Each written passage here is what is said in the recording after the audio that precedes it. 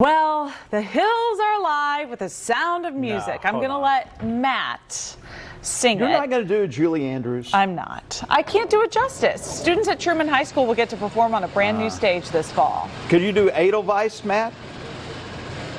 Edelweiss, Edelweiss. Am I singing that right? Yes. Yes. I never did The Sound of Music, but it's a great movie. I've seen it.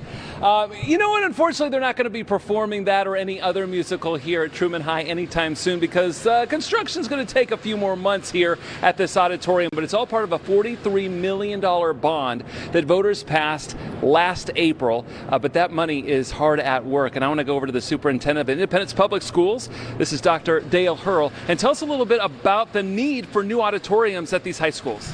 Well, with all three of our high schools, really no significant work had been done since the auditoriums and a lot of our fine arts areas had come into play. So because our patrons were so generous with the $43 million bond issue, we are able to renovate all of those spaces either this summer or next summer.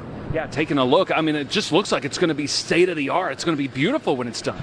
It is. We're really excited. All new rigging up on the stage, new seating, new flooring throughout. And then as you can see here within the area, new tectum panels will go down below, and we're going to wrap some of the wood all the way around to complete the look. How much input did like the theater and music director get when it came to the design and what needed to be added for this? We always bring our instructors, that'd be teachers, or in this case our music directors, into all of those discussions because they're going to have a better understanding of what's needed in our schools than I will, and so they work with our architects directly to come up with a design. So how old are these high schools?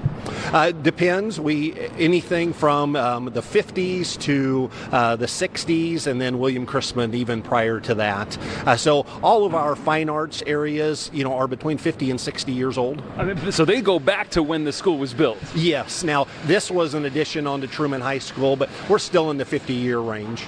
Okay, and it's great that to know that the community is supporting this. Do you think about the fine arts and the importance of that in a child's education, and to know that they're willing to spend this money or to give this money for these improvements has got to be heartwarming for you. It is. All of the studies will show that students that are involved in something, whether it's athletics or extracurricular activities such as the fine arts, perform better.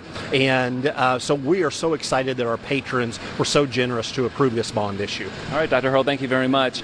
By the way, thank you very much to the construction workers. They were so loud right before we went live, and we said, hey, could you just quiet it down for a minute because we got to hear ourselves talk, so I appreciate that. But they're going to get back hard at work here, and coming up in our next hour, we're going to go to an Independence Elementary School. Some of that bond money is being used to build brand new playgrounds. We're going to see what those playgrounds look like, and of course the kids are going to love that when they go back to school, guys.